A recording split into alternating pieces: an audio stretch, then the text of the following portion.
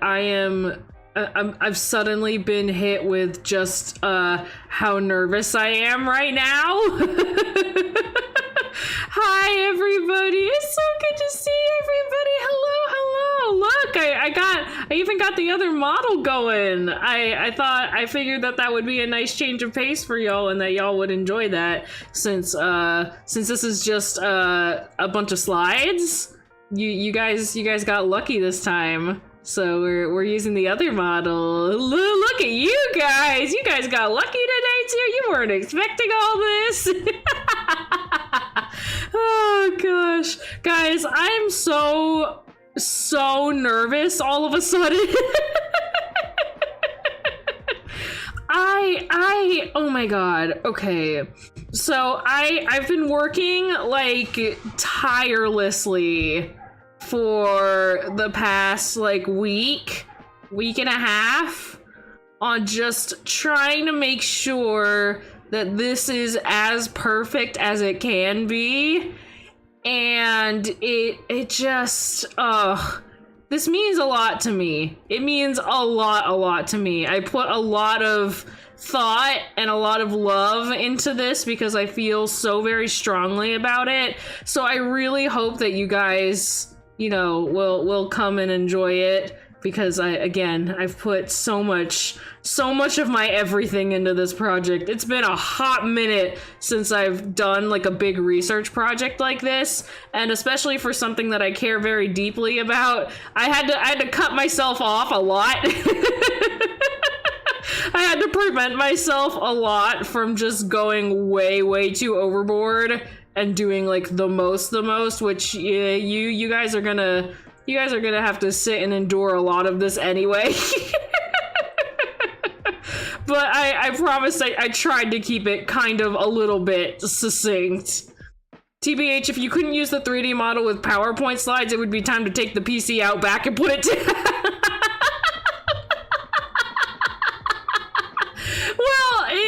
listen, I downloaded all of these as PNG files individually, every single slide, so that I could just throw it into the slide function on OBS without worrying about it, and it actually works pretty good, so I'm not mad about it.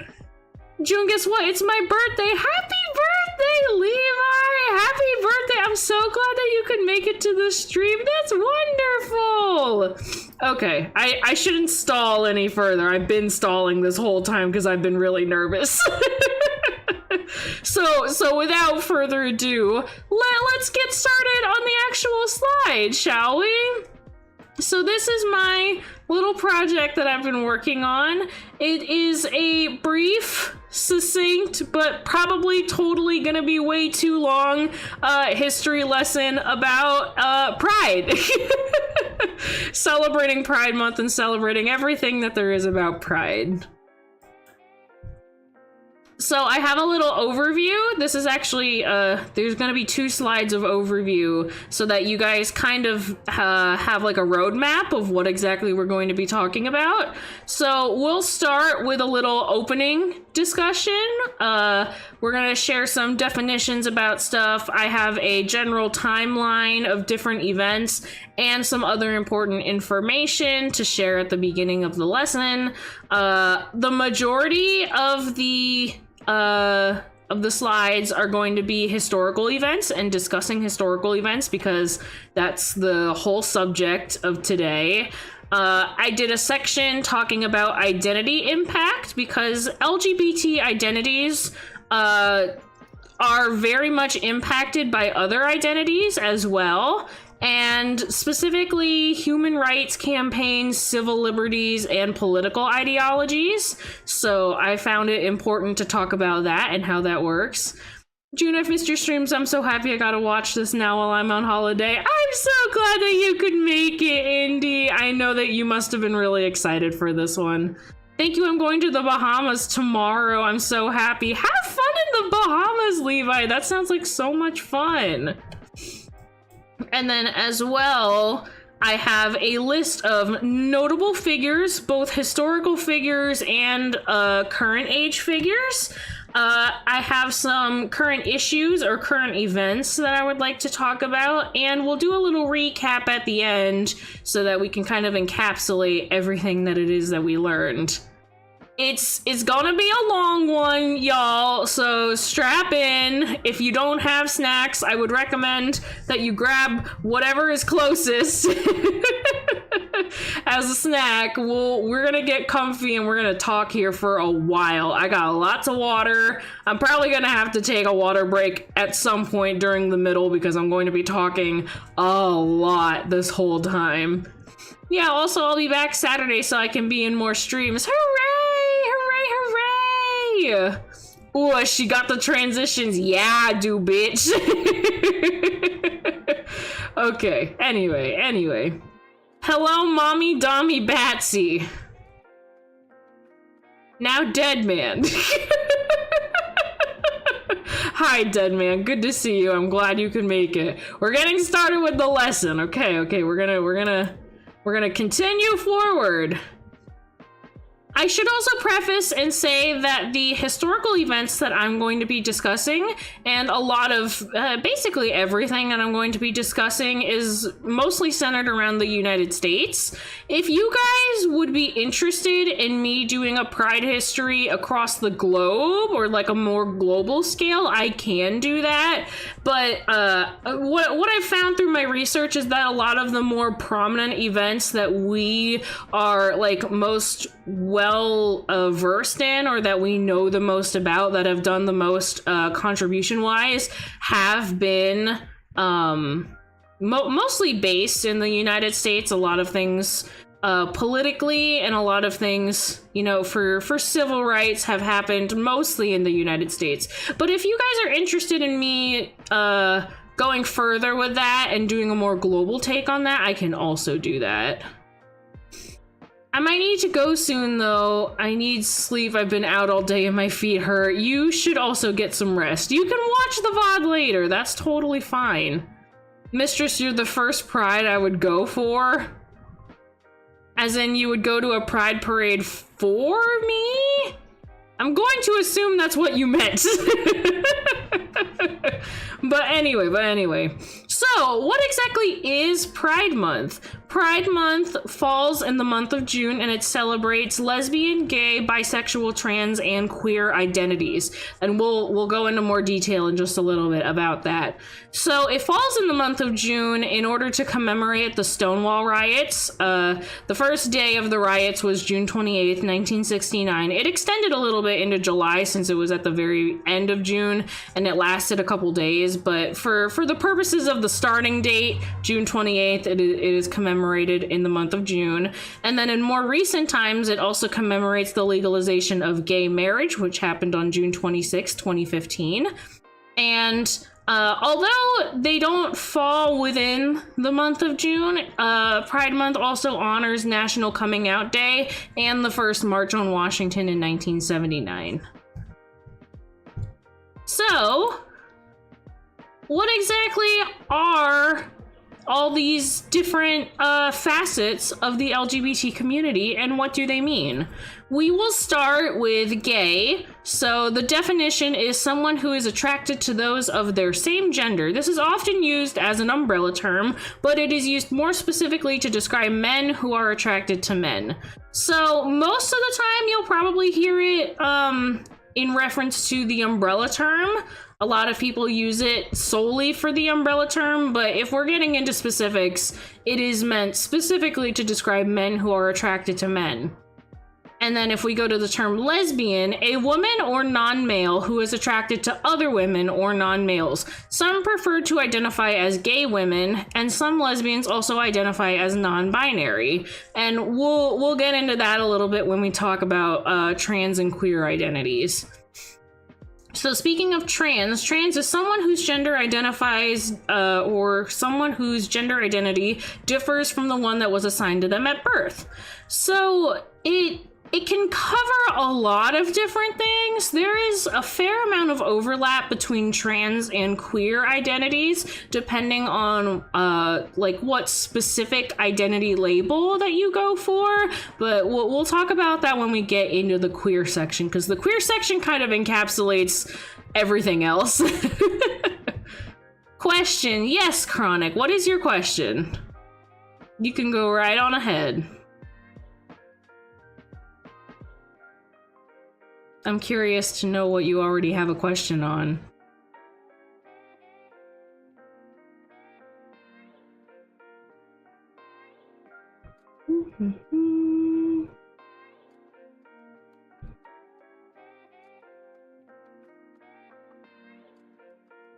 I thought trans referred to someone who has gone through surgery or something along those lines. So, trans includes that, yes. So, you'll most frequently hear trans in terms of a person that is transitioning. So, that'll be either M to F or F to M. And that's normally like the main terminology that's used. But trans also encapsulates non-binary and genderqueer identities. So it's not just for M to F or F to M. I also have a question, Miss Koumori. I thought you were going to bed, silly. But yes, please, what is your question, Indy? And guys, again, I'm not an expert by any means. I'm really not, but I would like to say that I think that I'm, you know, after all the research that I've done, I'd like to think that I'm pretty well versed in this kind of stuff. Again, I'm not perfect, and I can't speak for identities that aren't mine, but I can do my best to try and explain what they are. Nope, I'll go to sleep soon. Can I go to the... Yes, you can go to the bathroom. Oh my god. Okay. Continuing. We'll go to the term bisexual. Someone who's attracted to those of their same gender as well as those of a different gender. For example, a woman who is attracted to both women and men. Wait, so if you're gender dysphoric, does that mean that you're also trans? Gender dysphoria does not necessarily mean that you're trans. Gender dysphoria is more of a, I would say that's more along the terms of medical condition things, or like a medical condition where, what's it? Like you are uncomfortable in your body due to your gender. But it's not required to have gender dysphoria in order to be trans. Those are two separate things. I mean, there are arguments that can be a sore spot, because some people who are trans find that it is an important part of being trans. But a lot of other people have made the argument that no, it's not necessary for you to go through gender dysphoria in order to be trans. So that's a whole thing. But that was a very, very good question. Again, I can't speak for the trans community at large because I myself am not trans, but from what I know, and from the research I've done, and from what I know just through, you know, friends and family and things of that nature, you are not required to have gender dysphoria in order to be trans. They're not the same thing. They're different. And then we'll move on to the definition for queer. In a very basic sense, anyone who is not heterosexual and or cisgender. In the past, queer was a negative or pejorative term for people who are gay, and thus it is sometimes disliked. But the term is increasingly being used to describe all identities in politics that go against normative beliefs. This is another thing that gets argued within the community a fair amount. And I think the main reason why it gets argued about a lot is mostly because a lot of people don't know the history of the usage of the word. And yes, the word was used very negatively and like in a derogatory way for a very, very long time. But I think over time we have successfully reclaimed the usage of the word, and we can use it in order to describe things that are outside of our realm of vocabulary, I would say. Did I miss anything? Hi, Chris. We are literally on like the second slide. We are just doing definitions of things. For a long time, I thought queer meant questioning. I would say that queer includes questioning. Queer encapsulates a lot of different things. Just the last 3 years, Chris. Oh wait, that's just me. Okay, good. Anyway. So, there are a lot of different, how do I phrase this?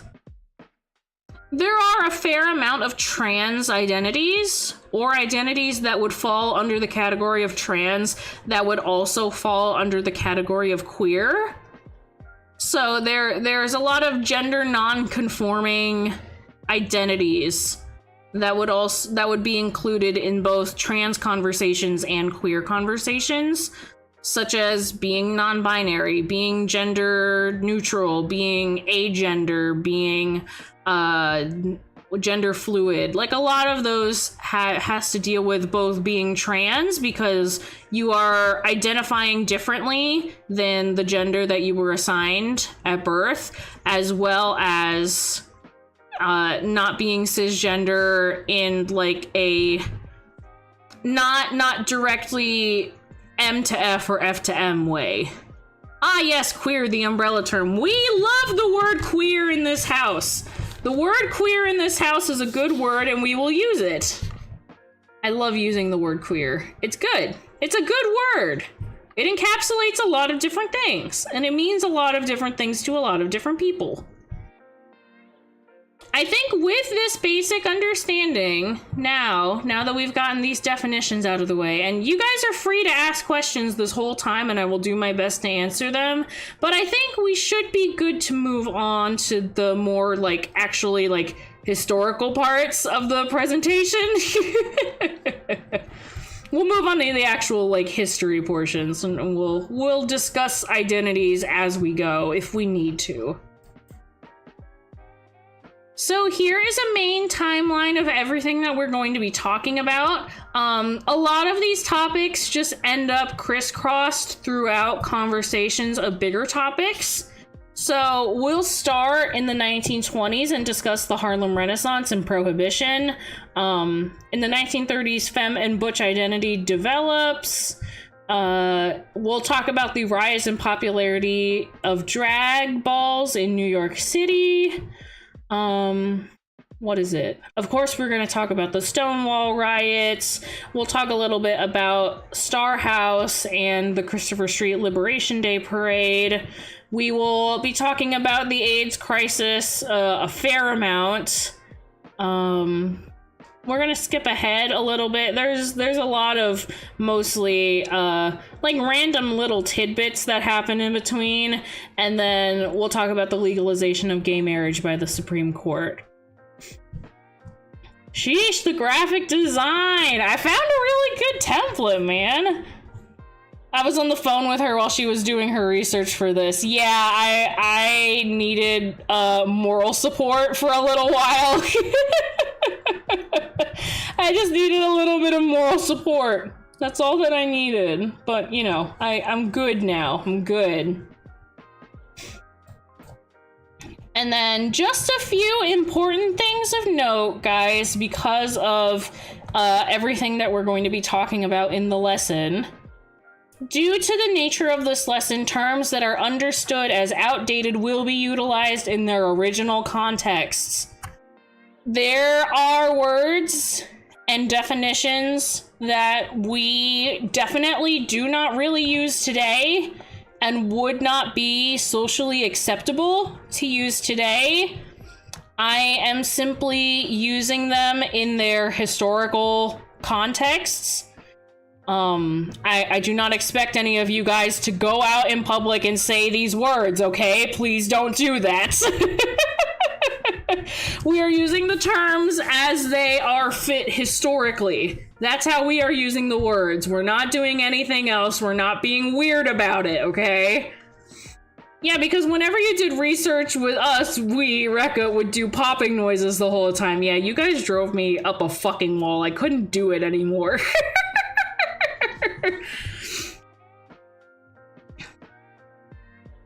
For background noise is me singing the ABCs and raging on a video game. Yeah. Oh my god, you singing the ABCs freaking killed me. Oh my god. Okay, anyway.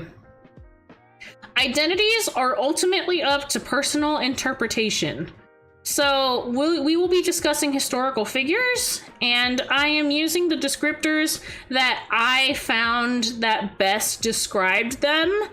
I cannot speak for the majority of them. I can't really speak for any of them, but I'm using what I was able to find through my research and how they have described themselves in the past. If they are not up to date, if they're not current, I apologize ahead of time. I'm going with what I was able to find, and even then, a lot of it has to do with how a person sees themselves versus how other people see them. So ultimately their identity is for them, and I am doing my best to convey it however I can. We're going with that. And then just a general content and trigger warning, we will be talking about homophobia because we couldn't have gotten this far without experiencing some backlash. We will also be discussing some death because there's a fair amount of death that happened during the AIDS epidemic. There is also, I would say, a trigger warning or content warning for police brutality. We will be discussing some police brutality stuff. It gets a little heavy, so just in case any of you guys are a little sensitive to any of those topics, if you don't think that you will be able to handle it in the context of a history lesson, then I would ask that you know, practice self-care. You are not required to go through with it if you're not okay with it. I won't force anybody to be here if those topics make you uncomfortable. But without further ado, let's get into it. I'm gonna take a quick sip of water.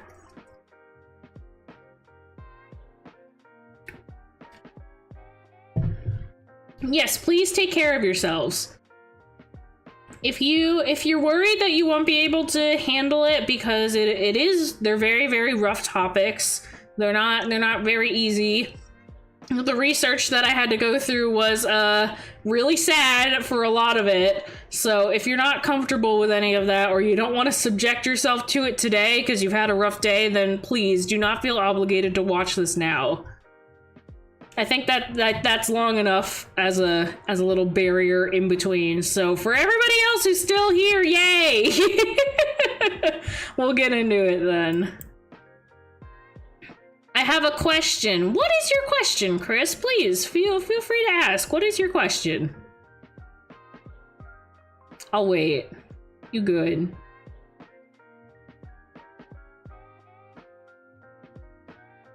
TBH, I don't think I know of any history lesson that would make it in a children's book. Yeah, there's really not. Are we gonna talk about my Lord and Savior, Emily Dickinson? Chris, I am so sorry.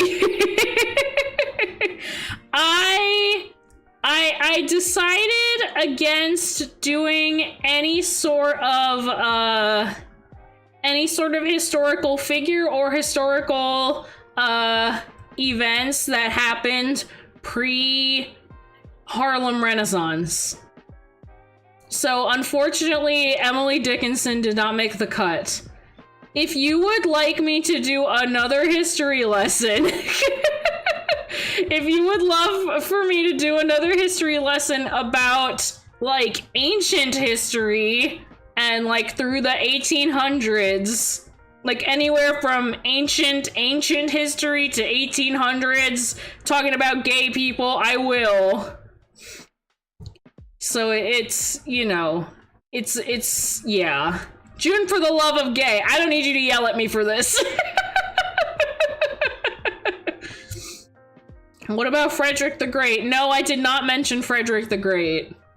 Y'all, we're starting at like the 1920s. I did not have time to put in Frederick the Great.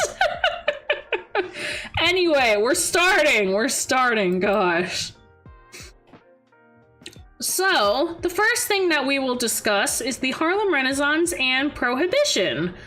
So the Harlem Renaissance spanned from 1918 to 1937, and basically what had happened was after the end of slavery and after, what's it?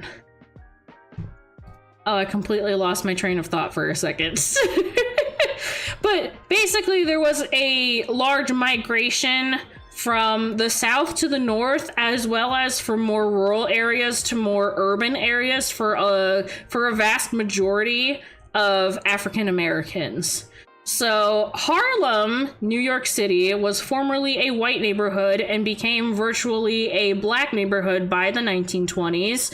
And the Harlem Renaissance is known for their blossoming of African American art, ranging from poetry, literature, theater, visual arts, dance, etc. There was basically no stone left unturned in terms of African American art. And this presented an opportunity for queer black artists to showcase their work.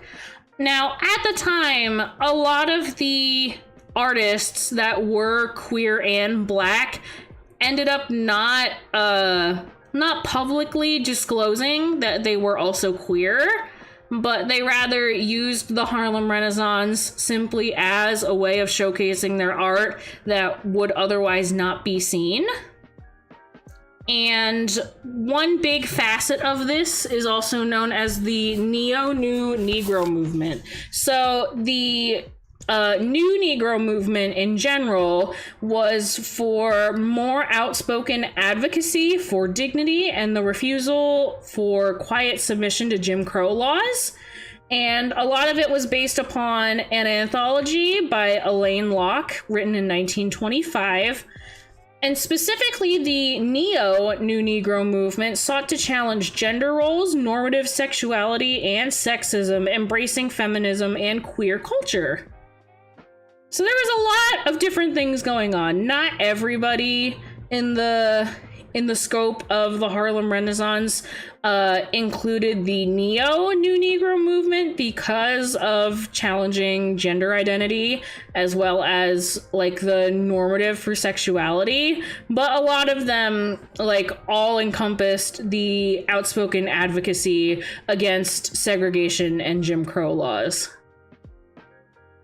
And then right after that was Prohibition.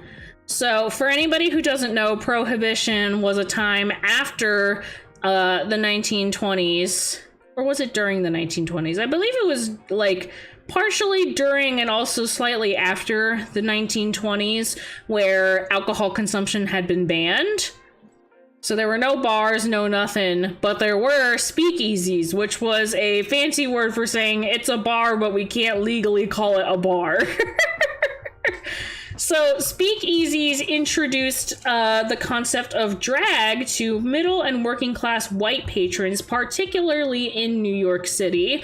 A lot of the speakeasies in that area that did have drag were mostly for lower class African American patrons, but due to Prohibition and due to the lack of alcohol, and for everybody who was trying to get alcohol, it ended up that a lot of the working class and middle class white patrons would go anywhere that they could, and it introduced them to the idea of drag.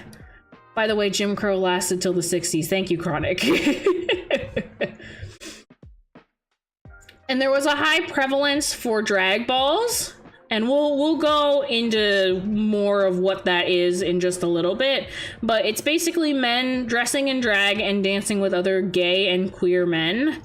And because of the repeal of prohibition, it removed the new middle and working class white patrons, but it introduced the concept of exclusively gay bars for a lot of the lower class African American patrons.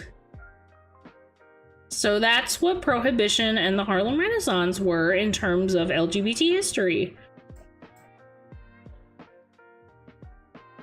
So, through ballroom, drag was more or less born, and we'll talk about that. Just want you guys to see the visual. This was a historical picture taken during the, I believe, the late 20s, early 30s. This photo was taken. So for any of you who don't know what drag is by definition a performance of gender for entertainment purposes with either exaggerated femininity, masculinity, or a combination. Bro, why do they have to get rid of speakeasies? They look so fun. I think there's a speakeasy nearby me. But, like, I don't even think that it doesn't really qualify as a like, they call themselves a speakeasy, but everybody just knows it as a restaurant and bar, so it doesn't really count as a speakeasy? I don't know, man. It's more fun when you have the secretive part, but I don't know. There's no reason for it to be secretive anymore. Besides the mafia, but that's another topic, and we will talk about the mafia in a little bit. You didn't think the mafia was gonna show up during LGBT history? Well, you're wrong. We'll talk about the mafia just a little bit. So, drag does not refer to normal cross-dressing. Cross-dressing as, like, a fetish. Because there's multiple forms of cross-dressing, but I'm referring to how it is not the fetish version of cross-dressing. And drag also does not refer to the gender expression of pre-op transgender persons, but rather focuses on the entertainment purpose. Drag is mostly for the exaggerated performance of gender. And then the first recorded usage of the term drag queen was in 1941, and it referred to a gay man dressed as a woman for the purposes of entertainment. And before they had really used the term drag queen, and like before they had been known the way that we know drag queens today, in the early 19th century, they began as dame comedians and later evolved. So dame comedians were mostly for older female patrons, and later on they developed into the more glamorous pageants that we know today, and they evolved a lot through all-male theater troupes, circuses, and minstrel shows. The get your head out of the gutter type of cross-dressing. Yeah, you know exactly what I'm talking about.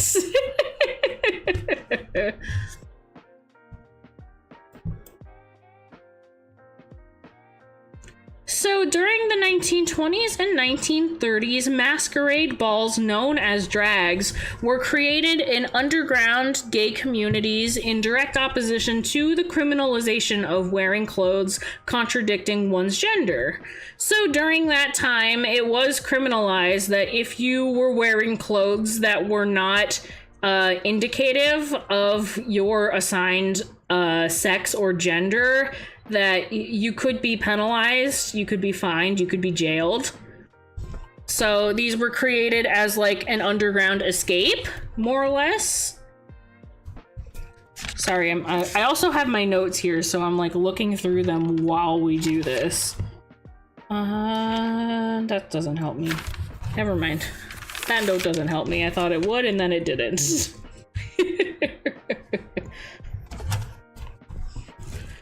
So, although these masquerade balls were integrated rather than segregated, queer, Black, and Latino members felt compelled to create their own balls due to racism. So, the way that the pageants had worked was all of the judges, more or less, were white. And there had been a lot of rumors going around that they did this due to racism. So a lot of the winners of these drag pageants ended up, you know, being other white drag queens. So the queer, Black, and Latino community ended up creating their own balls afterwards. Imagine arresting someone for wearing a dress or a suit. Old times were wildin'. They really were. There was a famous blues musician during the masquerade ball period. I forget her name, and I should know her name, but I don't remember her name. And she was best known for being what we know today as a butch lesbian. And she would wear like very well tailored suits and would advocate a lot in the neo new Negro movement. So it's how do I describe it? Like, she was just very well known for being extremely butch. Hello, baddie girl. Hola, Carmesi. ¿Cómo estás? Estoy bien. I hope you're doing well. I'm glad that you could make it. Here, I'll continue then. Modern ballroom culture stemmed from 1960s Harlem, and it developed into the current subculture that we know today. And then the pageants included categories for trophies, cash prizes, and glory. So drag pageants have a lot of different facets to them, and you could enter in a lot of different categories. As we know them today, they can include things such as talent shows, lip syncing, design challenges, like comedy acts, stand-up comedy, doing any sort of like scripted comedy. There's a lot of different things. And depending on who does the best, you can win trophies, cash prizes. A lot of people are familiar with RuPaul's Drag Race, so that has a lot to do with getting your name out there and being booked for other gigs, things like that. I feel like I'm back at online school. Your online school wasn't as cool as this though, right, Theo? Right, Theo? You don't have a cute Batgirl teaching your online school, huh? I would hope not. Otherwise, I have competitions. Good evening. Hello, welcome to the chat. Kaisley? I hope I said that right. Please correct me on my pronunciation. If my online teachers were VTubers, I would simultaneously be afraid and intrigued. You know what? I would just say good for them. You know what? It's a good look. It's a good look for them. Love that for them. So we are going to jump ahead quite a lot. Well, actually not that much, because as you see, modern ballroom culture stemmed from 1960s Harlem, and the Stonewall riots happened in the year of 69.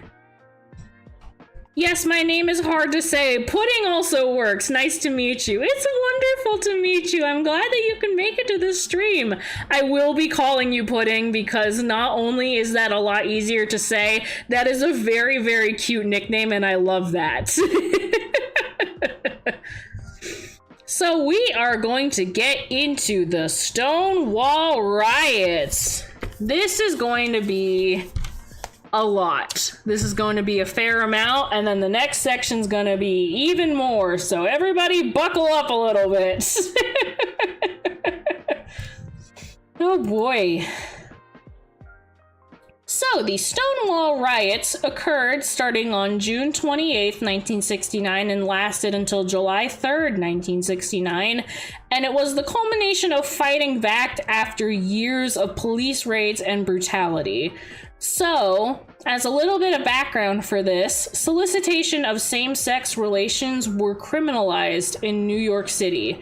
So, you couldn't go out to like bars. You couldn't go out to restaurants and see somebody that you liked and ask them if you wanted to like go on a date or anything. That was criminalized. And because of prohibition and the way that prohibition worked, it had evolved different state liquor authorities. So the New York State Liquor Authority frequently penalized and shut down gay bars in an effort to, quote unquote, end disorderly conduct. These regulations were then overturned in 1966, but police harassment continued in part with mafia relations. That's crazy to think about. It really is. Just the idea of not even like being suggestive, but just like even getting anywhere close to slightly romantic was like completely criminalized. So what happened was, more or less, certain bars would open up, and instead of being run under the laws of state liquor authorities, they would instead be run by organized crime units known as the mafia. And the mafia had different standards and could more or less basically pay off police officers so that they would turn a blind eye to whatever it was that their bar was doing, so that it could operate however it was that it wanted outside of legal authority, more or less. Wait, that's literally what they are, I guess. Yeah, kind of. Al Capone was in this? I don't know if Capone himself was doing anything about gay bars, and he was not anywhere near the Stonewall riots. but anyway. So the Stonewall Inn itself was a bar in New York City in the Greenwich Village, and it operated without a liquor license, and it had a bring your own liquor policy so that it could kind of skirt around more of the state liquor authority regulations. And it was owned by the mafia, and it was one of the very few gay bars that still permitted dancing. A lot of the other gay bars in the area had kind of more or less given up on trying to allow that type of behavior because of just how easy it was for them to be raided, or how detrimental the effects would be if they were to be raided. So a lot of them just ended up like giving up dancing, more or less. But Stonewall was one of the very, very few gay bars that still permitted dancing. Because the dancing could become, you know, depending on the police officer who raided, would be seen as solicitation of same-sex relations, and they would just rather they not do that. So a lot of them just ended up, you know, banning it. So on the night of the actual Stonewall riot, the very first one that started the series of the rest of them, the police had not given the bar its normal warning, as it normally did to the mafia owners, and instead they entered and they arrested 13 people, both patrons and employees. And the standard for procedure for raids was not being followed. So normally what had happened at police raids of gay bars was that they would line everybody up and ask for identification. And this time, instead of complying with the police, a lot of the patrons and employees had denied access or of giving them identification cards. So instead of waiting around and trying to get identification cards the normal way, following procedure, they just started handcuffing people. And a lot of people, the minute that the police entered and they could tell that it was a raid, a lot of them fled, but a fair amount of them also stuck around. So after a few arrests were already being made, a crowd of 100 to 150 people began surrounding the front door. and the crowd just kept growing because a lot of it was a mix of patrons who were already agitated by the fact that there was a raid, agitated by like the years of police harassment and other raids that had gone on about like other gay bars, and they were just very, very agitated that night, so they stuck around. And then a lot of other onlookers on the Christopher Street just ended up, you know, surrounding the door as well, wanting to know what was going on. And it became violent after a lesbian was hit over the head while being shoved into a police vehicle for arrest. The police officer had a nightstick, and what was it? The lesbian was resisting arrest and was being very rowdy, as different onlookers have recalled. So the police officer ended up hitting her over the head with a nightstick, and she has been quoted saying, "Why don't you guys do something?" So after she had said that, basically all hell had broke loose at that point. People were grabbing at anything that they could, and like other people were joining hands and making like a body barricade around other people. Like everything had basically just started going down. And when the officers realized that there was like something really, really bad going on, they barricaded themselves with detainees inside of the Stonewall Inn, and they were outnumbered by approximately 500 to 600 other people, and the building ended up being burned down during the raids. So I've in my research, I found two different recounts of how the fire had started. Marsha P. Johnson, who we will discuss later, theorized that the police themselves burned down the inn from the inside, but a lot of other accounts have said that while the windows were being broken, because people were throwing things in the windows and breaking them, people had also started burning garbage and throwing burning garbage into the building, and that set the building on fire. So it depends. I'm not sure what the actual truth is. Again, I wasn't there or anything. But those are the two different recounts that I had found about how the fire had started. There was also a recount where they had made a battery ram by ripping out a parking meter from outside and using the parking meter as a battery ram to try and break the door down. But, you know, there were bricks, there were bottles, there were Molotovs, there was everything, more or less. More arrests were made in the following days with continuous violence and fire. I read recounts that the police would be seen running down the street, and people within their apartment complexes and buildings would look out the window, and they assumed that the police were chasing after protesters, but then they would see the protesters chasing after them with different man-made weapons of sorts. So it wasn't exactly that the police were trying to chase after them, rather the police were the ones being chased. And then a year after all of the protests had happened, there was the Christopher Street Liberation Day on the first anniversary, June 28th of 1970. So the first couple days of the riots were very violence forward, but as it died down in the next coming days, there were a lot more people, a lot more support, and it became more of like a peaceful protest. But it definitely didn't start very peacefully. There was a lot going on. There was a lot of violence and anger and, you know, agitation, which was warranted. All of it was very, very warranted. But it has had a very lasting impact on the discussion of LGBT rights. A lot of different things that happened during the Stonewall riots were brought up in the March on Washington, where MLK gave his famous "I Have a Dream" speech. A fair amount of the people that had marched for the Stonewall riots ended up also going to the March on Washington and sharing their thoughts about LGBT civil rights.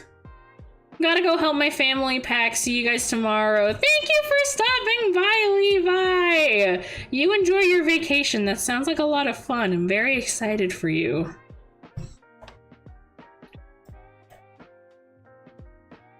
And then after the Stonewall riots, we have the AIDS epidemic that happened. Again, for anybody who's not comfortable with more sad topics, I would say now is your time to leave, because it's gonna get very, very sad very, very quickly. But this is very, very important. Wait, did they march before or after the civil rights movement? They marched during. So a lot of what happened during the civil rights movement, because the civil rights movement happened in the 60s and in the 60s and in the 70s, there was a lot of overlap. So a fair amount of the people who advocated for the civil rights of African Americans also were involved in the civil rights for LGBTQ people. So it's not really before or after. It's kind of a mix of everybody consistently. Is the lead singer of Queen going to be mentioned here? Yes, we will be talking about Freddie Mercury, don't worry. This is the first time I've seen someone say lead singer of Queen. Maybe Lord Theo forgot his name. Yes, we will be discussing Freddie Mercury. Freddie Mercury is probably one of my favorite historical figures ever. So yes, of course we will be talking about Freddie Mercury. Here, let me take a quick water break. I need some water. I'm talking a lot.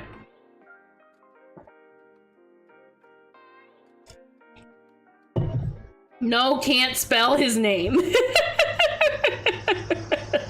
You'll see how to spell his name. Don't worry, don't worry. Okay. So now we will talk about the AIDS crisis. So starting on June 5th, 1981, the CDC publishes an article describing a type of pneumonia known as PCP in 5 previously healthy gay men in Los Angeles. Their immune systems were not functioning properly, and by the day of publication, 2 had already died, with the others following shortly. On that same day that the publication came out from the CDC, Dr. Alvin Friedman Kean reports a rare and unusually aggressive cancer among gay men in California and New York, known as Kaposi sarcoma. After about a month of what we now know today as HIV and AIDS, gay cancer was a term that a lot of people had used, and it kind of more or less grew in the month of July following the publication and following like the month long of everything going on. Within a year, there were 337 cases reported across the United States, with 130 dead by December 31st. The CDC had estimated that 42,000 people unknowingly had HIV and AIDS.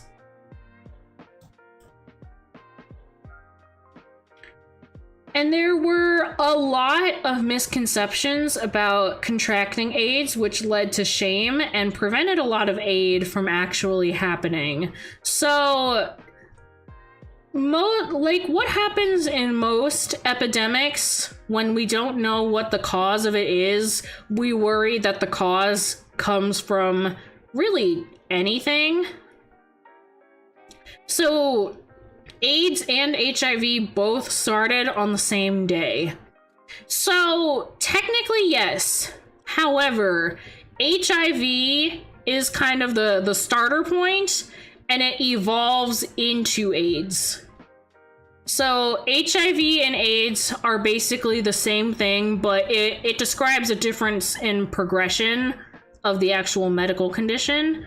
I know I didn't really describe what the medical condition itself is during this presentation, but you guys can search that on your own time, probably. I feel like I learned more here than in my college. Same, I've learned more here than in 15 years of school. Guys, gosh. And speaking of an AIDS fun fact, before AIDS was a thing, there was an appetite suppressant candy called AIDS. Oh boy. Gosh, I was never sure if those were made as a joke. Well, if it was made before it, then they wouldn't have known. Professor June, you got that right. Guys, I'm your professor now. But yeah, like I was saying, there were a lot of misconceptions about how one contracted AIDS, and because it was kind of coined as gay cancer, a lot of people didn't really, they either didn't take it seriously or they were like very politically motivated against either even wanting to discuss it or the treatment of those persons.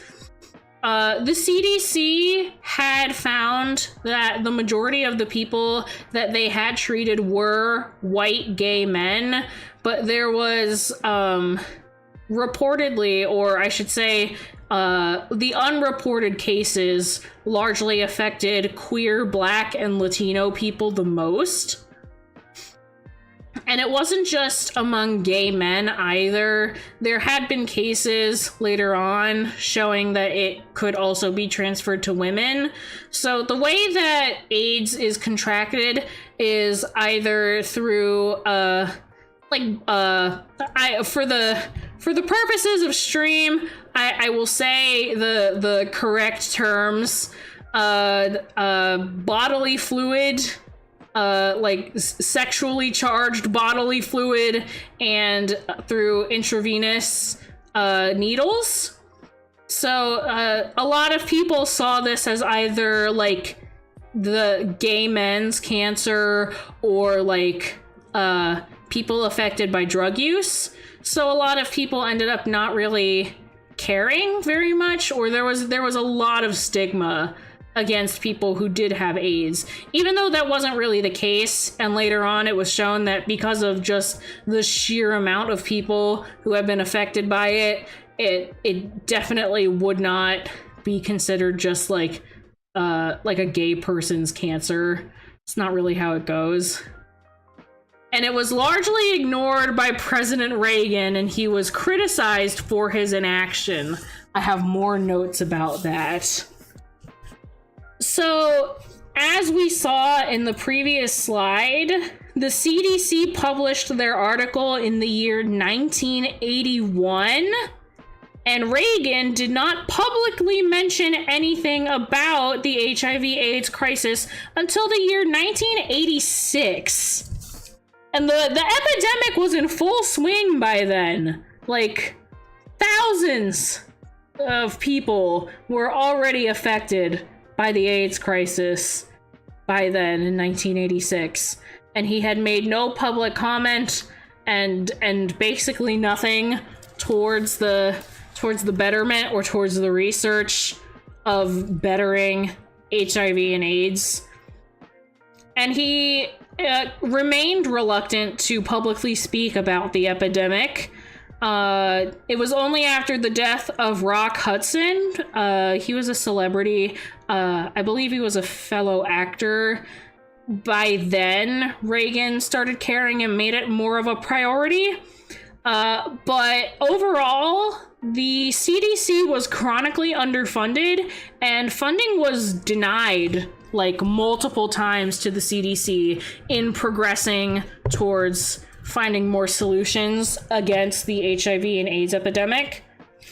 Am I not educated properly? Who's Reagan? Reagan was the United States president from 1981 to 1989. Yeah, he was the president of the time. So December 1st, 1988 was the first World AIDS Day, and it was observed for the first time. By 1989, cases of AIDS had reached 100,000 across the US. In 1994, AIDS had become the leading cause of death for all Americans 25 through 44. It was stated in November 1994 that there were then 500,000 plus cases. You can see the difference of 10 years. 1989, there was 100,000. By 1994, oh my god, that's not even 10 years. That's 5 years. The difference in 5 years from 100,000 cases to over 500,000 cases reported in the US. By 1999, AIDS had become the 4th leading cause of death worldwide, and currently there are approximately 1.2 million cases of AIDS in the US and 38.4 million globally as of 2021, from the research that I had found. I don't have history about US that much. That's okay, no worries. All you need to know is that Ronald Reagan sucks and his grave is a gender-neutral bathroom, so I encourage you all. I encourage you all to take advantage of that. Also, pardon me, I'm just shifting around a little bit. This is fine. Okay, I'm back. Welcome back, Chris. You came during the sad time. But it's okay. It's okay.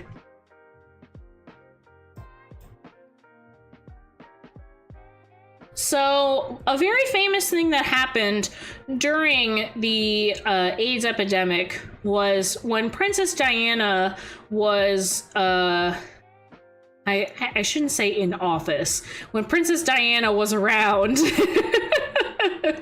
she had made a very remarkable decision to visit patients in the UK, and she actively spent time around them, shook their hands, gave them hugs, which was more or less unheard of at the time, because again, there was still so much stigma against AIDS and HIV patients that nobody knew how it was contracted, but she had tried to break that stigma by showing that it could affect anyone, and it's not through, you don't get AIDS through hand holding. You can shake people's hands, you can spend time with them, they are still your loved ones, and they still deserve the same dignity and respect as anybody else. I don't want to bash on the US too much, but when will you guys acknowledge the president who acknowledges a pandemic? I don't know. I don't know if we'll ever get lucky enough to have a president who does that. Oh, gosh. But yeah, Princess Diana was way ahead of her time during this, and it was kind of seen as a little bit of a scandal. But honestly, like, girl boss. Princess Diana was known as the Princess of the People for a reason, and, you know, she advocated for things that I guess a lot of other people, like, in her position would never even think of, like, being comfortable doing in the public eye, especially under the amount of pressure that she was under. If only Princess Diana was still here, she should be the next queen. I know, but we all know what happened, and we're not gonna talk about Princess Diana, or I'm gonna get really sad and I'm gonna cry. Wait, is this how cooties became a thing? I don't know if this is the start of cooties, no. Is there any lesson class that you'll teach in the future? Can I join your class? I don't know if I'm gonna do any formal classes, no. I do like doing these little lessons, though. This is pretty fun. Hand holding is lewd, though. No, we're not. Oh my gosh. And then here is a slide talking about some of the celebrities that were affected by AIDS.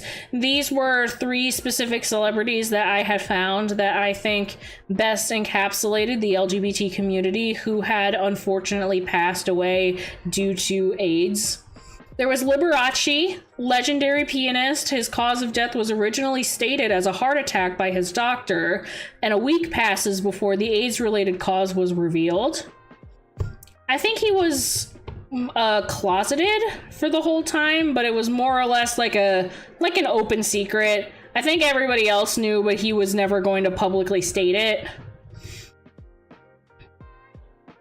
There's Keith Haring, famous pop artist whose work frequently promoted AIDS-related charities and other social causes.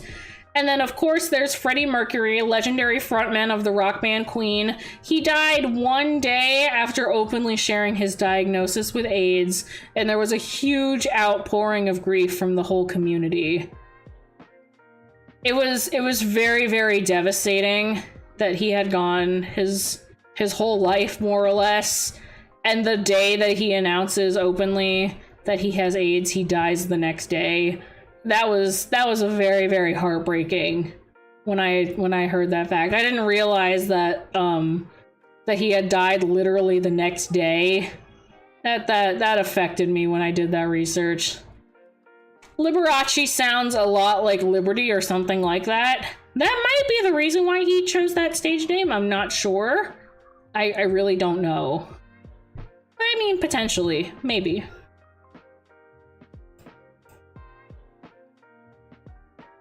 And this is a very famous picture. I know I've shown a fair amount of people in the server this image already because it affects me a lot every time that I look at it. But this is the San Francisco Gay Men's Chorus. The San Francisco Gay Men's Chorus was more or less founded just a few years before the AIDS crisis.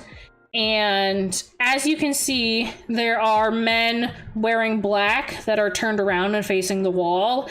And then there's only 7 members that are wearing white and facing forward.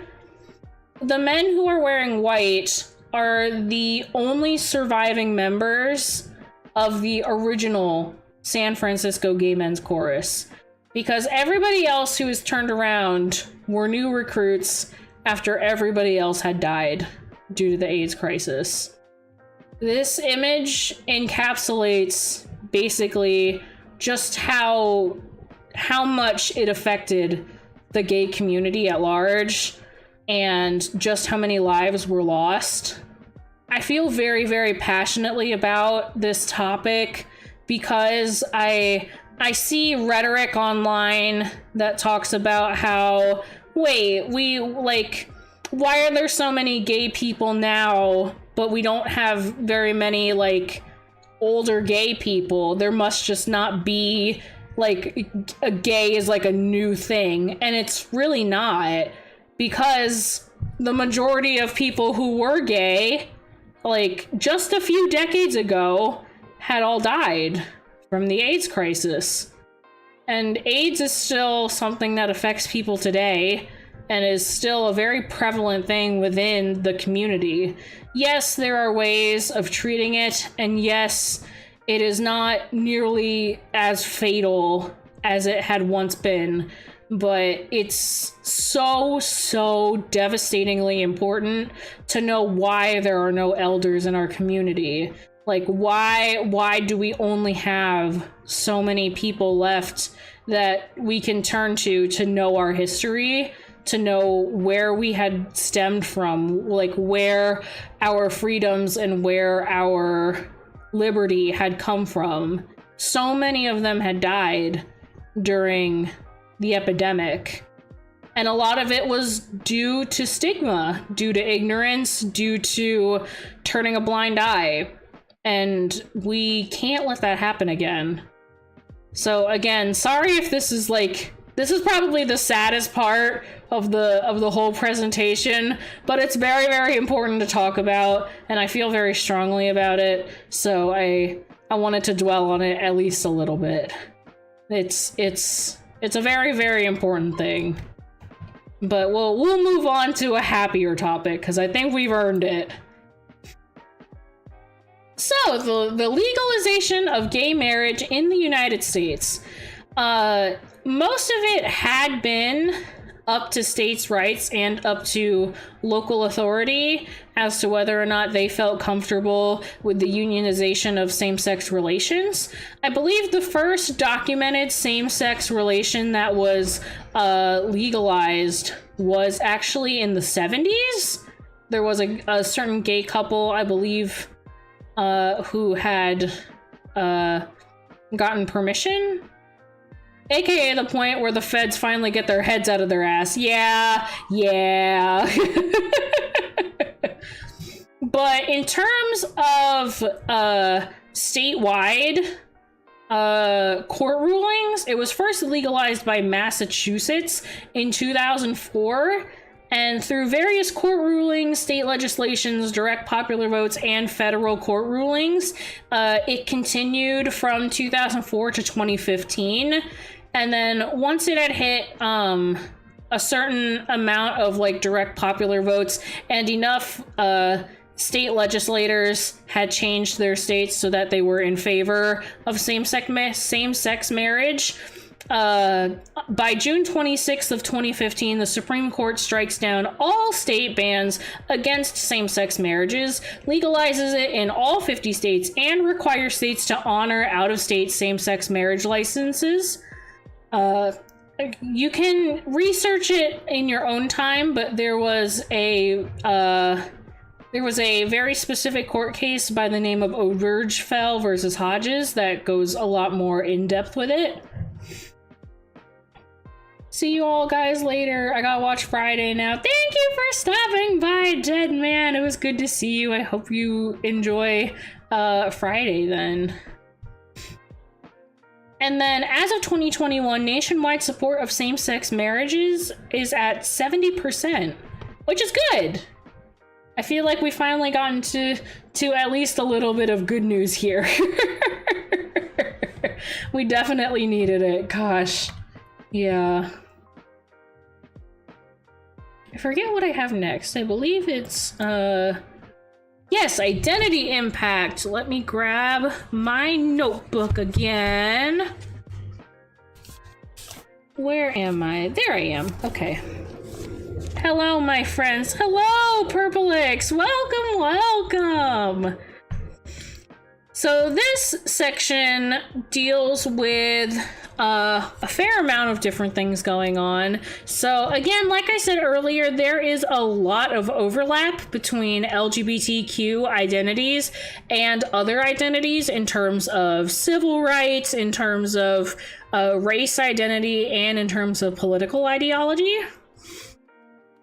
So a lot of what we know today in terms of LGBTQ policy, and from everything that we've researched, a lot of it was formed through Black spaces, such as the masquerade balls and Black liberation, the March on Washington, and things of that nature. The NAACP includes same-sex marriage as a civil right, and outside of Black identities, we will talk about Polynesia, and as well as Two-Spirit of indigenous tribes. So Aikane, in terms of Hawaii, is same-sex relationships, and then Mahu is trans identities. So historically, high chieftains would take on Akane as lovers, and they granted them special social and political status in their little, how do I describe it? Like within their own tribes. And Mahu were valued as keepers of cultural traditions. And the way that it had worked from the research that I had done was normally if there was a family and the family had like 5 sons, by the 6th son, if they had like a 6th son, the 6th son would be raised as a woman, more or less, and learn the traditional cultural socialization of women. So they would do different like house chores, they would perform different gender roles in the household, more or less. But just so that you guys know, and again, as I had stated before, please don't use the term mahu like in today's terms, because it's actually very derogatory. It's mostly described for effeminate men and drag queens. They don't really use that term anymore to mean trans. So please don't use that word. We're speaking in historical context, because right after that, after they had already had all those things established, then a bunch of colonizers came along and said, hey, you can't do that, that's weird, that's gross. And then they effed up everything, as colonizers normally do. But anyway, getting into the political ideologies. So there is a fair amount of overlap between LGBT identities and socialism. I will mostly be talking about Charles Fourier, but there's also different people. There's Henri de Saint-Simon. There's I forget his last name, but his first name was Paul. That doesn't help anybody. But there's a fair amount of different socialist theorists that have talked about the role of LGBT within socialism. And a lot of these ideas that were expressed by Fourier proved instrumental to the creation of feminism. So a lot of what Fourier had to talk about included that there would be no true freedom without masters, without the ethos of work, and without the suppression of passions, which he saw as destructive to the individual as well as to society as a whole. He believed that all sexual expression should be enjoyed without abuse, and affirming one's difference can enhance social integration. We got Charles Fourier, Henri de Saint-Simon, and Paul. I'm sorry, I don't remember I didn't write it down. Oh, gosh. And then, in terms of talking about anarchism and homosexuality, the free love movement was mostly combating the hypercritical sexual morality of the Victorian era, as well as, puritanical nonsense. A lot of Marxists and socialists at the time removed themselves from the discussion of homosexuality and LGBT issues. And a lot of anarchists instead supported LGBT rights as well as sex workers, which a lot of traditional Marxists and other socialists did not agree with. Thank you, car that just passed by blaring music.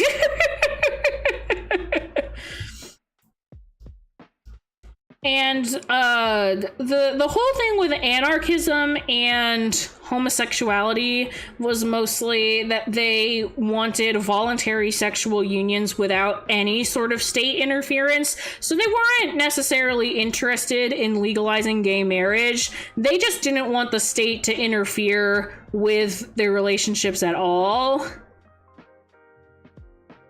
And then during the Cold War, anarchism was seen obviously as dangerous. Socialism or any sort of communism was seen as a dangerous, contagious social disease, and it threatens state security. So any person who had been suspected of being homosexual was also most likely suspected of being communist or being socialist.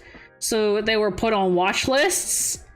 There was such an overlap between the gay community and the idea of communism or socialism that anybody who was suspected of being gay most likely ended up on a watch list because they had thought that they were also communist.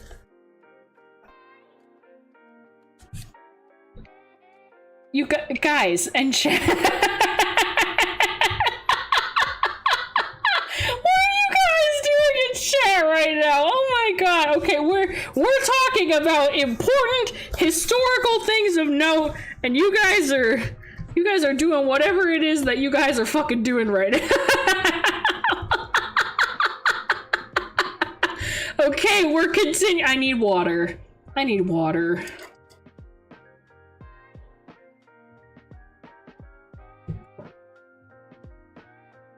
Gosh. Sorry, TJ. Thank you for apologizing. We are continuing. So, moving into different historical figures. I have a fair amount of them, so buckle up a little bit. So, as I had mentioned before, there was a certain activist by the name of Marsha P. Johnson. She was born on August 24th, 1945, and lived until July 6th, 1992. She had been known, people had asked her what the P stood for as her middle name, and she had used it as Pay It No Mind, so that was her full middle name. At least be quiet so the people in the back can hear Miss Koumori. Ooh, Momochi's shading the rest of y'all. Sheesh.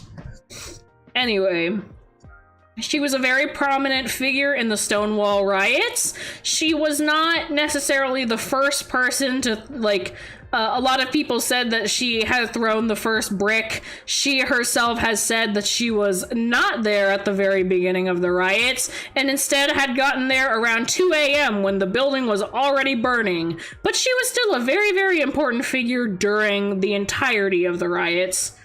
She was the founder of the Gay Liberation Front, as well as the co-founder of STAR. She was a model for Andy Warhol. She was a self-described drag queen, and she was under the name Hot Peaches. For a long time, she had been homeless, as well as doing survival sex work. So for any of you who don't really know what that term means, it is sex work for means of survival, for having enough money to get by, to feed yourself, to clothe yourself, things of that nature. It was the only way that she could make ends meet, more or less, and she was still homeless. And then by July 6, 1992, her body was unfortunately found floating in the Hudson River. Police had ruled it a suicide, but a lot of her friends and family had pointed out that it had appeared that there was a large wound in the back of her head. No one knows for sure what had happened to Marsha.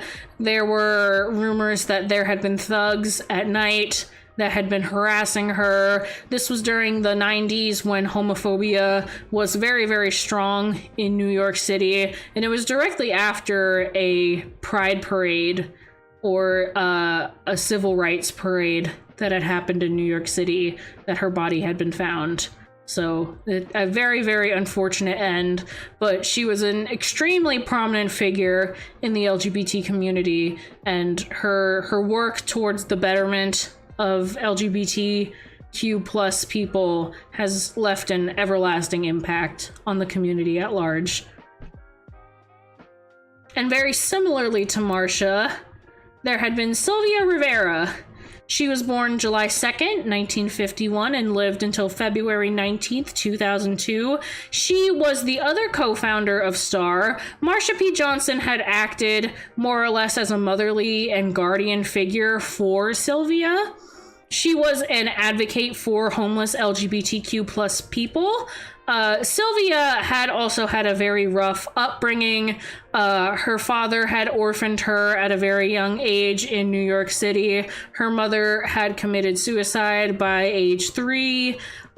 She had then moved in with her grandmother for a while, and her grandmother frowned upon her for expressing her gender identity, and she had also turned to homelessness and survival sex work. So she was no stranger to homelessness and advocated for them frequently.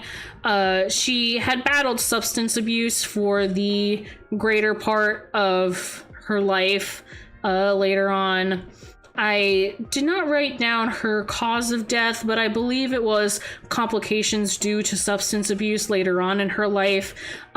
She had been homeless the majority of her life. There was a brief period of time directly after the Stonewall riots where she was living with a partner in Tarrytown, New York, within the county of Westchester, and she had run a catering business with her partner. But after the death of Marcia, she had moved back into New York City and resorted back to homelessness and living on the Christopher Street docks. But the contributions that she had made to Stonewall, as well as through the advocacy for homeless LGBT youth and other trans youth in the community, has also left a very lasting impact. Dang, this really hits home. My city is still not doing anything about the homeless crisis here. And it's not an easy thing to tackle by any means. The discussion about homelessness is very much rooted in a lot of shame, in a lot of stigma, and a lot of people can't really get over that, you know, huge hump.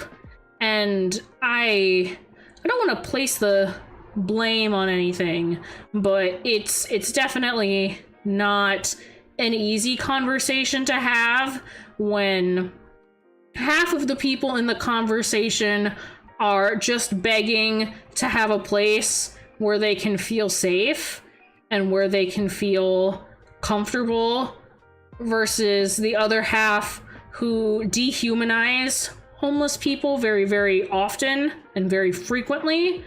So it's not easy by any means when your starting space is that, but we can only hope that, you know, solving homelessness in the future can become a lot easier as things go on and as things go forward. I have a list of more historical figures. So I'm very biased. I am extremely biased and included mostly people that I really, really love, because I can't talk about Freddie Mercury in one slide and not also talk about David Bowie, because oh man, I love David Bowie. I love David Bowie so much. David Bowie was an English singer-songwriter, and he is regarded as one of the most influential musicians of the 20th century, and he was openly bisexual. He frequently did shows wearing full drag.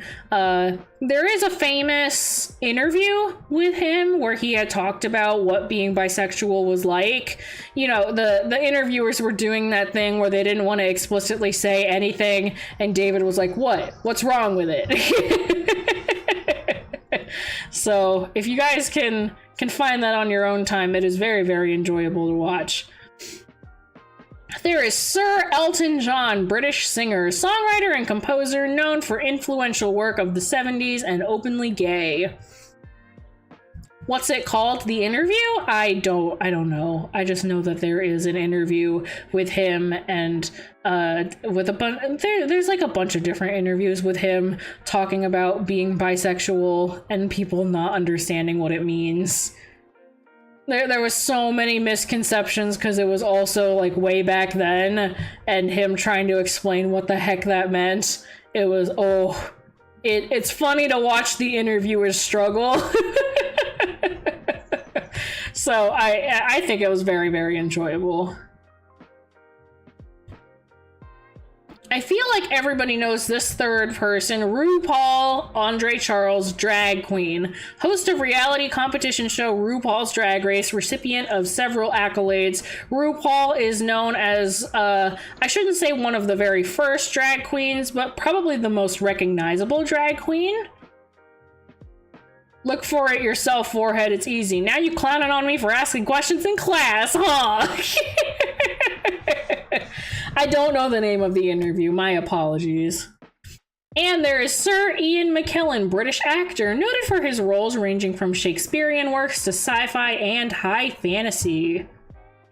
And then if we get into some more modern examples of current LGBTQ figures, we have Lady Gaga, pop and jazz singer, openly bisexual, and figurehead of the LGBTQ community. There is Sam Smith, pop singer, non-binary and gay. Sam Smith's newest album, Gloria, explores LGBTQ themes. I love Sam Smith so much. I love Sam Smith so much.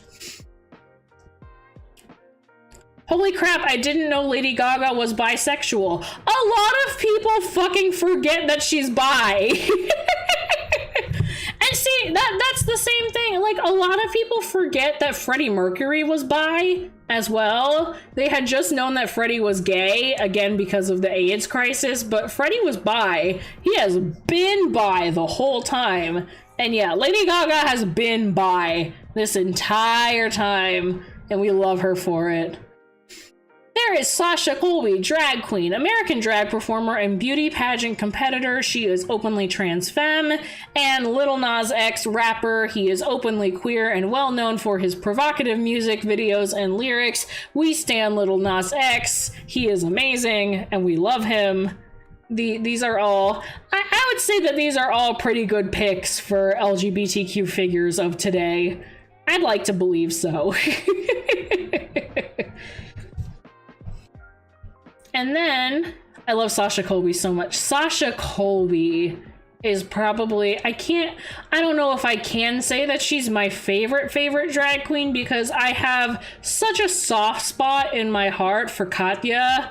I just love Katya so much. But Sasha Colby is just so amazing. And Anitra is amazing. There are so many amazing drag queens. But I figured I would put Sasha Colby, because who doesn't fucking love Sasha Colby? She is so amazing and we love her. And now, moving on to current events, y'all, it's gonna get a little bit sad again. So just a fair warning, it's a little bit sad. So, in terms of not great stuff, right now there's Governor DeSantis in Florida with the Don't Say Gay law that just went into effect. It bans discussion of gender and sexuality in schools with younger students, and it appeals to the whole parental rights thing.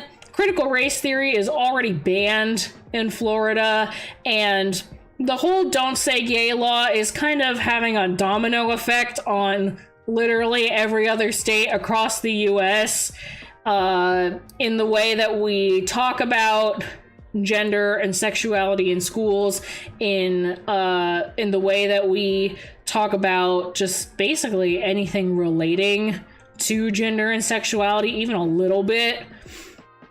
What is critical race theory?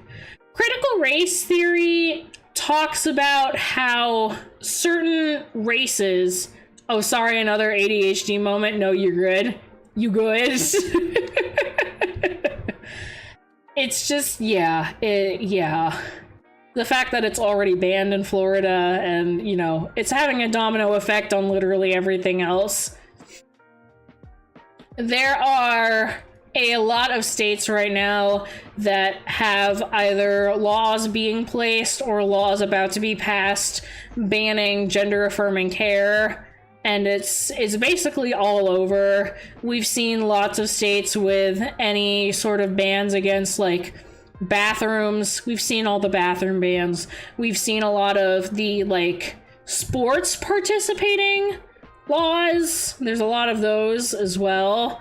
But at least on a more positive note, I know there was, for a while, a lot of talk about banning drag performances, and right now, in a popular vote that was taken, 58% oppose any bans on drag performances, as well as there being an 80% support on anti-discrimination protections. So, you know, we take what we can get. There is a lot of negative energy right now against a lot of trans people, and we can do a lot to try and help where we can, but, you know, It's important to know what's going on right now, as much as it hurts and as much as it stinks.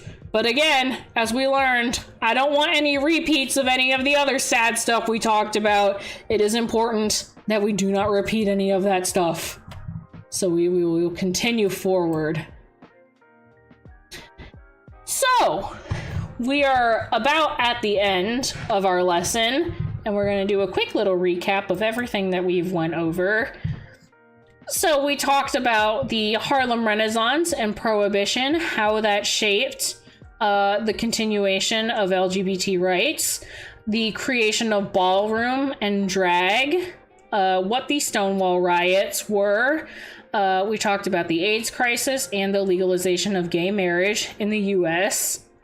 When will the test be? Guys, you love me, and I love you, so I'm not going to test you on any of this. This is just a little recap. No, there's no test. I don't do tests. We talked about how LGBT identity impacts the other identities that we have in terms of race, civil rights groups, socialism, anarchism, political ideologies, things of that nature. We listed many different historical figures, as well as talking about current events, such as the Don't Say Gay law in Florida, the fight for gender-affirming care across the US, and overall support for drag. The last slides are literally just my sources. I don't think a single one of you motherfuckers is gonna try to check me on this, but just in case. I don't think any of the rest of you guys are gonna go through and try to check me on any of this, but just in case you want to, here is my first page for sources. This is just the first one. This is my second page for sources. Joke's on you, Neil's gonna sue you for copyright infringement, These are my first page for photo sources, as well as my second page for photo sources. I left no stone unturned. I didn't want to leave any sort of weird little breadcrumbs. I know exactly where I got all my shit. Oh gosh. But yeah, guys, that's my history lesson. Also showing her sources in the PowerPoint like a true professor. Again, I didn't think any of you motherfuckers were gonna check me on it, but just in case y'all wanna try me. Respect for adding sources, you went all the way for real. I wasn't about to not cite all of my sources. I worked hard on this. I worked very, very hard on this. So I'm gonna put all of my sources. I put in the work. I'm including my sources. I know what I'm about. I know what I'm about. Actually learned some new stuff. Yeah, that's good. I'm glad that you did. See, like, the overall takeaway that I want to have from this, and we'll here, let me skip back. Let me skip back to the little recap slide. We'll just sit on here for a while. The big takeaway that I want to talk about here is the fact that, you know, I went through and I learned all of this stuff on my own. None of this stuff was really ever taught to me in school. And as you guys are saying in chat right now as well, school didn't teach any of you guys this stuff either. And I feel like that's doing such a huge disservice to so many people. And again, the Don't Say Gay law in Florida, instead of it being just because, like, oh, we didn't get around to it in school, it is actively preventing you from learning any of that stuff in school and forcing you that if you do want to learn it, you have to learn it on your own. And it shouldn't be like that. it should be very, very important for anybody to learn any of this stuff. You know, I never really knew just how bad the AIDS crisis was. I never really knew, like, the beginning of how drag started, why it started as ballroom. I never knew, like, exactly how like, tense things were before the Stonewall riots to cause riots. It's just, there's so much. And you learn through all of these different things just how much it affects everything else in your life. Just the intermingling between LGBTQ identities as a civil right, as well as being Black, being Indigenous, being a person of color, and having those civil rights. And all of those things connecting in different ways. Like the way that you have political ideologies, the way that, you know, you're able to be out in public and do the things that you do because people before us fought for those rights, for us to be able to do that. And even now, we're still fighting that fight, and it's never really going to be over either. I don't think we're ever going to get to a point where, you know, we'll always have that equality.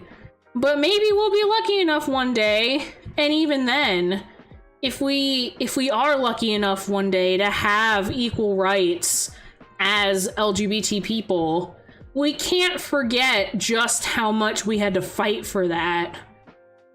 Hello, how are you today? Hello, Alexandro. You missed the lesson. You'll have to see me after class. But yeah. Yeah, only heard snippets here and there about the history. And that's doing us such a huge disservice. Everybody deserves to know what happened and how history was. You know, you'd think that since politicians are so obsessed with appeasing people, they would stop trying to piss people off, but I guess not. They're so but the thing is, they're not obsessed with appeasing people. They are obsessed with projecting their own thoughts onto other people. Detention for Alex. Can I get detention? Momochi. Momochi, God, you're just so... I mean, I guess it's in the spirit of Pride Month. Yes, you can get detention too. Your detention's going to be different than Alexandro's. But yeah, it's such a huge disservice that none of this is taught in school, because it really should be. And people are doing things to actively prevent these things from being taught, and it shouldn't be that way. And we have to fight for us to have the right to learn all of these different things. Just sit in the corner, Momochi. Ayo, I'll take that win.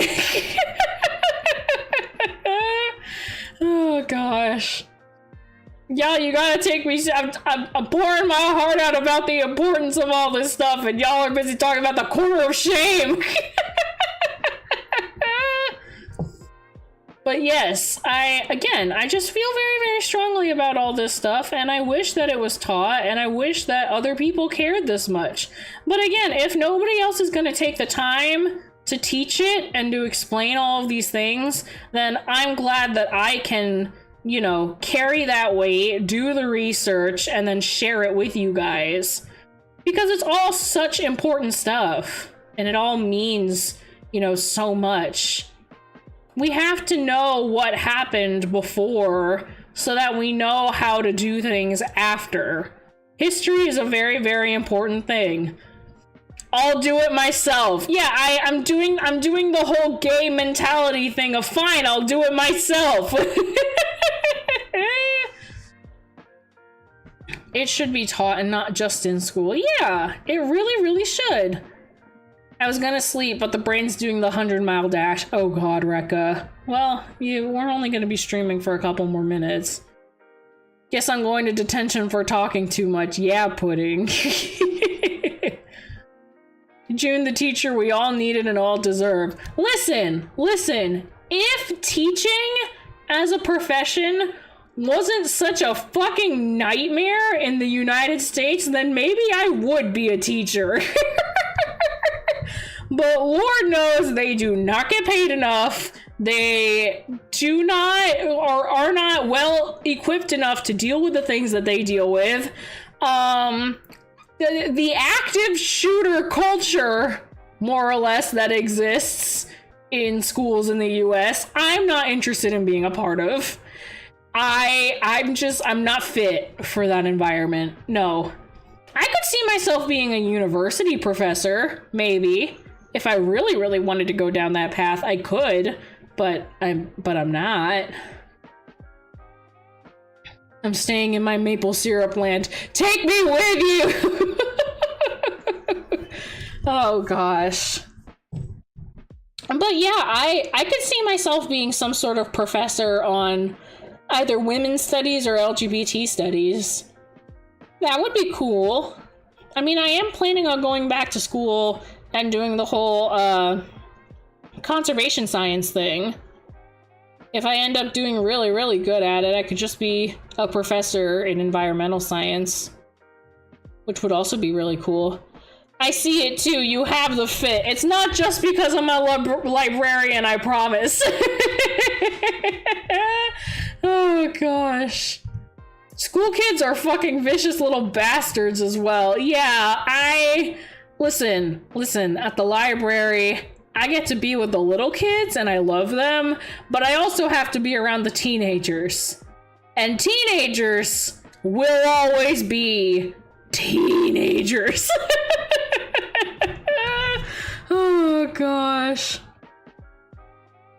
June could definitely be a teacher. I mean, I've been told by lots of different people that they're surprised that I'm not trying to be a teacher, but I can't deal with the environment. I really can't.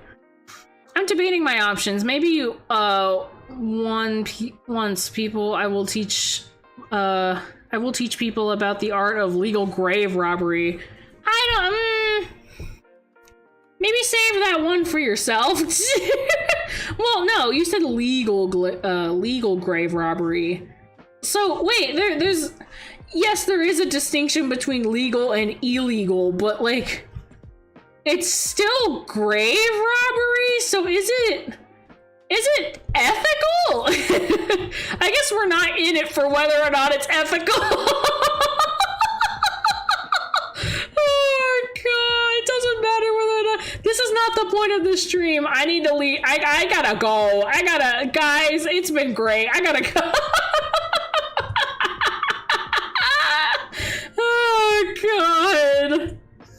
People nowadays call it archaeology, but that's all hogwash in my— oh, you fucking bastards. You have a way with words and tone. Listening to you is pleasant, so no wonder. I just try my best to explain things in a way that everybody can understand. And I try to put things in a way that, like, is still, like, accurate and uses accurate vocabulary, but is still easy to understand. You gonna join VC, June, or you gotta work? I mean, I don't gotta work, but I want to take a nap. Oh god. Work today was so hectic and not what I thought it was gonna be at all today. There was way too much going on. I am so tired.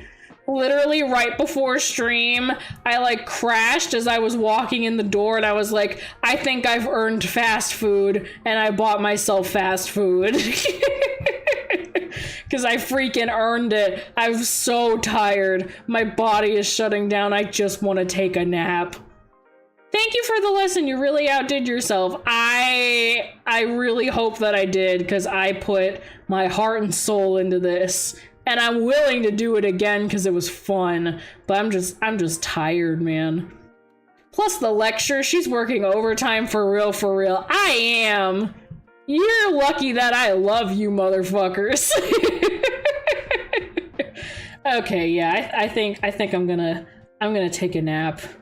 I'm gonna take a nap. I'm real tired. But anyway. Thank you guys so much for joining me. I worked so hard on this, and I'm so glad that everybody's here for it.